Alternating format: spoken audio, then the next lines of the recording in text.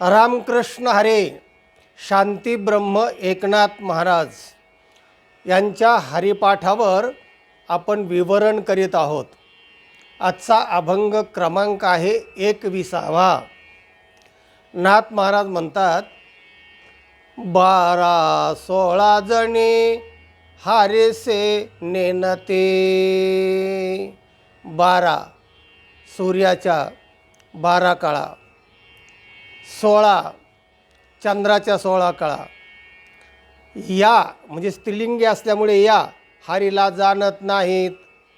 म्हणून फिरते रात्रंदिवस. म्हणून चंद्र आणि सूर्य रात्रंदिवस फिरतायत, यांच्या कळा हरीला जाणत नाही. म्हणजे चंद्र आणि सूर्य हे दोघेही हरीला जाणत नाहीत. म्हणून फिरते रात्रंदिवस. रात्री चंद्र फिरतो आणि दिवसा सूर्य फिरतो, पण यांच्या फिरतीने यांच्या फेरे मारल्यासारखे फिरत आहेत, पण यांनाही हरी कळलेला नाही, असं नाथ महाराज सुचवतात. पुढे नाथ महाराज म्हणतात, सहस्रमुखाचा वर्णिता भागला. सहस्रमुख कोण? तर शेष. तो सुद्धा भागला, वर्णन करून करून करून थकला आणि भागला. आणि मग हर्ष जया झाला तेणे मुखे. वर्णन करता करता करता भागला. जिभेच्या 2 जिभा झाल्या, पण पूर्णपणे हरीचं वर्णन करू शकला नाही. पण वर्णन करता करता जी त्याची मुखशुद्धी झाली आणि आत्मशुद्धी मनशुद्धी झाली, त्यामुळे तो कसा झाला? हर्षजया झाला तेने सुखे किंवा तेने मुखे. त्याच्या मुखातून ते ओढल्या गेलं म्हणून नाव. मग तो हर्षित झाला, आनंदी झाला. वेद जाणू गेला पुढे मौनावला. वेदाने पण प्रयत्न केला हरीला जाणण्याचा, आणि जाणता जाणता जाणता तो पुढे मौन झाला.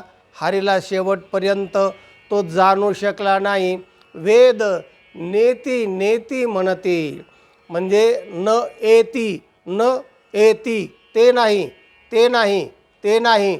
आणि जेव्हा हरीच्या जवळ गेल्यानंतर तिथे मौनावला, मौन झाला, पण हरीला हाच तो हरी असं म्हणू शकला नाही. वेद जाणू गेला पुढे मौनावला, ते गुह्य तुझला प्राप्त कैचे. नाथ महाराज म्हणतात, असं जे गुह्य आहे, भगवंत जाणण्याचं गुपित आहे ना, ते कसं तुला प्राप्त होईल? सामान्य माणसाला कसं प्राप्त होईल? अवघड आहे. मग हे कोणाला प्राप्त होतं? नाथ महाराज पुढे म्हणतात, पूर्व सुकृताचा पूर्ण अभ्यासाचा. पूर्व सुकृत पाहिजे. बहुता सुकृताची जोडी म्हणून विठ्ठली आवडी. म्हणून हरीवर आवड निर्माण होते, त्याला पूर्व पुण्याई असावी लागते. आणि पूर्ण अभ्यासाचा, पूर्ण अभ्यास असेल तरच हरी कळतो. दास सद्गुरूचा तोचे जाणे. जो दास असेल सद्गुरूचा, त्यालाच हरी सगुण आणि निर्गुण दोन्ही रूपाने कळणार. सर्वार्थाने हरी त्याला कळणार. जाणते नेनते हरीच्या ठिकाणी. भाविक असो म्हणजे उपासक असो का निर्गुणाचे ज्ञानी असो, असे दोन्हीही हरीच्या ठिकाणचेच भक्त आहेत. म्हणजे भावबळे आकळे एरवी नाकळे, करतळी आवळे तैसा हरी. हरी दोघांनाही सारखा आहे. तेव्हा यालाच मर्कट किशोर न्याय असं म्हणतात. म्हणजे मर्कट म्हणजे माकड आणि किशोर त्याचं हे, की ते माकडाचं पिल्लू काय करतं, असं धरून त्या पोटाला धरून राहतं आणि माकडीन या झाडाची त्या झाडा उडी मारते. माकडीन त्याला धरीत नाही, सोडलं तर मरशील. म्हणजे ते हुशार असतं पिल्लू, त्याला धरावं लागत नाही.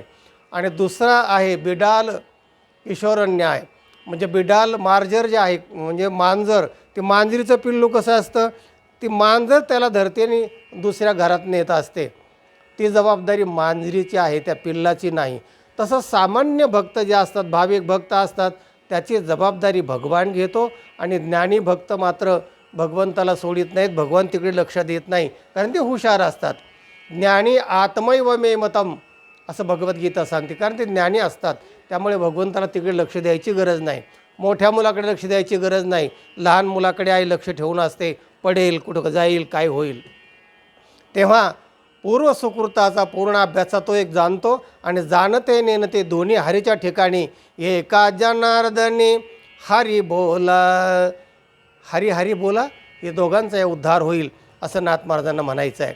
तेव्हा तात्पर्य अर्थ काय की नाथ महाराजांचीच अशी एक गवळण आहे की तिथे असंच म्हटलं आहे नाथ महाराजांनी की एक सखी दुसऱ्या सखीला विचारते, सखी पुसे सखी येसे युगे झाली 28, ओभा ऐकिला संता मुखी अद्यापीवर कटावरी कर भिवरे तीर, वाळवंटी संत सभा सभा देव का हो विटेवरे ओभा ओभा. पुढचं महत्त्वाचं चिरण आपल्याला सांगायचं आहे की ती सखी की सखीला विचारते की बाई हा 28 युग झाले, अगं कशाच करता आणि कशाला उभा राहिला हा, जरा सांग.